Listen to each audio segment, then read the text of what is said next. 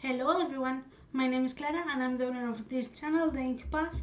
I love talking about books and I use this channel as a Spanish person that I am to not only talking about books in my language, Spanish, but also in English so I can practice my second language a little bit more.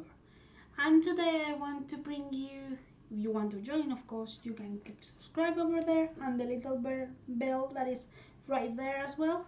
I bring you a review of a book called Stepsister by Jenniffer Donnelly, and let's talk about Cinderella, fairy tales and retellings.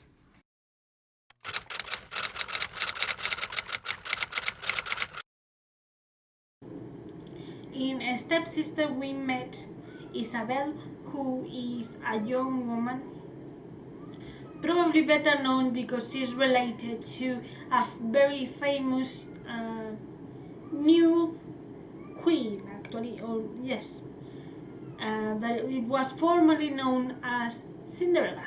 This is a retelling of the Cinderella tale in which we encounter the family and the stepsisters and the stepmother right when they are going to try the shoe. So we learn that Isabel has to cut her own foot, the toes of her foot, to try to conquer the prince. However, as we know by the tale, this trick doesn't work. So we learn that Cinderella goes away with the prince. She marries and she's happy. But what we don't know is what happens with the stepmother and the stepsisters when that happens. They are in a very, very fragile situation, not only economically, but also in terms of psychological state. Because all these problems, Isabel will try to contact the fairy godmother who helped Cinderella in the first place, because she believes that once she is considered a beauty, once she's considered beautiful, and once she's well married, the problems will be solved. When she managed to encounter the fairy godmother, she makes a deal with her and she will try to accomplish such deal no matter what are the odds. However, she will find through the whole plot, she will find that sometimes beauty is not everything. This is the start of the book. I have found myself very intrigued by this book since it came out, and when my library notified me that they had an audiobook version of it, I didn't even thought about not picking this up. I picked this immediately. I find this story very compelling because this is a story about what it means to be a bully, why someone decides to be a bully, the regret and the consequence of said actions, and also what is behind Isabel's thoughts and motives, because she's like a very complex character. Yes, she was a bully, but she had other issues with herself and with her family that resulted in being a bully to Cinderella. And now that Cinderella is gone out of the picture, she is left to deal not only with the consequences that I mentioned before, but also with the regret and with the kind of bad thoughts regarding herself and regarding what led to Isabel to be like that. And I feel like Isabel is a very complex, strong character. Maybe you are not you don't agree with her choices in life, but it's a very complex character full of, as I said before, regret and need to be approved. She needs the approval of everyone, and she will discover that maybe approval is not what you think and what you need.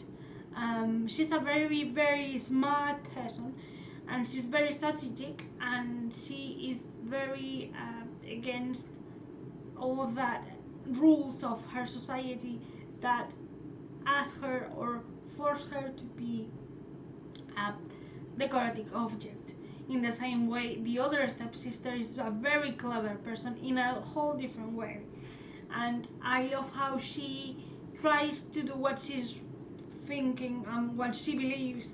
I love how much of a growth Isabel does, and I feel it's very, very interesting. I also love the secondary characters in this story, not only the fairy godmother, but also I love four characters that appear throughout the whole story, which are the Fates and Destiny. These four fantastical figures are intertwined with Isabel's future and Isabel's destiny. I feel like the Fates are these mythological creatures who have the ability of control or to set a proper life path to the humans, and that's what they did with Isabel. They said that she was going to be the villain in someone else's story. However, this is a very fixed path, and that's something Destiny hates. And I love how these characters basically try to win the battle for Isabel life, and how that life has to be led. And it's very interesting because while you see Isabel battling for the safety of her family and also finding her own self and trying to do what the fairy godmother told her to do in order to get what she wants, you also see these mythological creatures, these fantastical creatures, basically trying to set Isabel in a proper course of life, depending on who is trying to win that game. The funny thing is that when you see the Fates trying to set the rightful path, the path of the villain for Isabel, you know something wrong is going to happen to Isabel or her circumstances. However, you don't know what is going to be basically, and you have to wait a couple of chapters to discover it, and that makes the reader to be hooked by the story, because the fantastical and the ordinary life of the girl are mixed and intertwined in a very grim kind of way, because this story is dark and crude and raw, but it's also magical, and it's very interesting to see those realities collide. I feel like the writing craft, the way the story is told, is following the Grimm original tales, in the sense that these are magical and hopeful, but they are also very hard. So they are very kind of aggressive and sometimes bloody chapters in this story, which basically are linked very well to the original tale. As I said before, Isabel cuts her own food, to be able to feed the food in the shoe.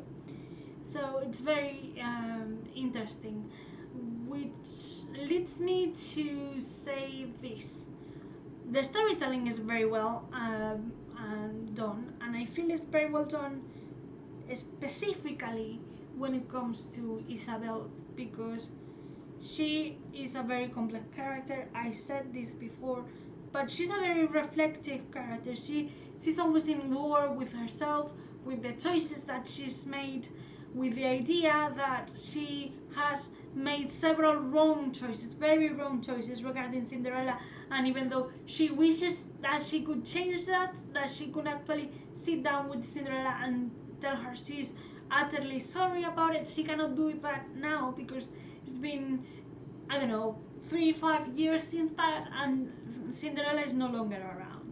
So she's a very conflicted character. She has a lot of regret, she has a lot of remorse about herself and her mom, but she also loves her mom and she has to take care of herself. It's a very complicated character and a very adult character. I know this is a YA story, but I feel like Isabel has grown up to be a young lady with responsibilities, and this leads her, or I feel like she is in a new different category for YA characters, because this is a YA character that is very matured.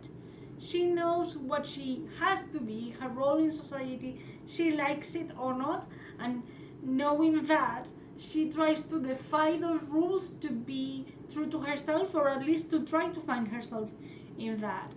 And it's very hard to see that reflection sometimes, because sometimes you do things that you are not, you want to do them because you find them interesting and you want security that those actions give you, but at the same time you feel like you are leaving something you hold very dear to yourself behind, and it's very hard to come back after that. But you need to do that.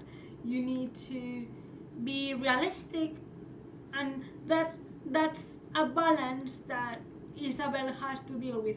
The realistic times and what she wish things were.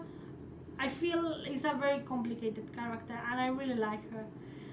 Even though at the beginning of the story, and there are some parts in the story in which I don't feel very represented by her.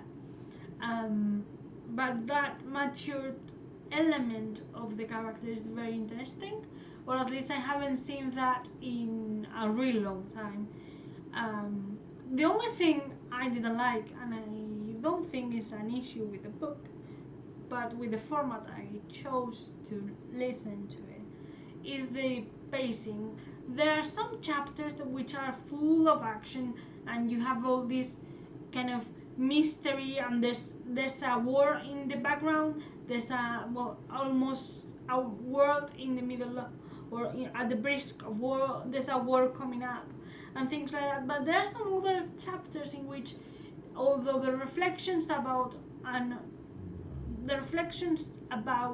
Isabel and that Isabel makes about the world and about herself are very entertaining. I feel like sometimes some chapters are very slow, like you are waiting for something to happen, but you have to wait 4 chapters to something very big to happen, and maybe it's just the way it was told, not because the book itself was wrong, but I feel like if the rhythm of the chapter was more quick, if it was quicker, it would have been perfect. Having said that, even though I feel like the pacing wasn't quite right, I gave it 3 stars because I feel it's a very important book. So, this is it. Have you read the book? Do you want to chat with me in the comments down below what you thought about the Stepsister? I hope you enjoyed this review. See you next week, okay?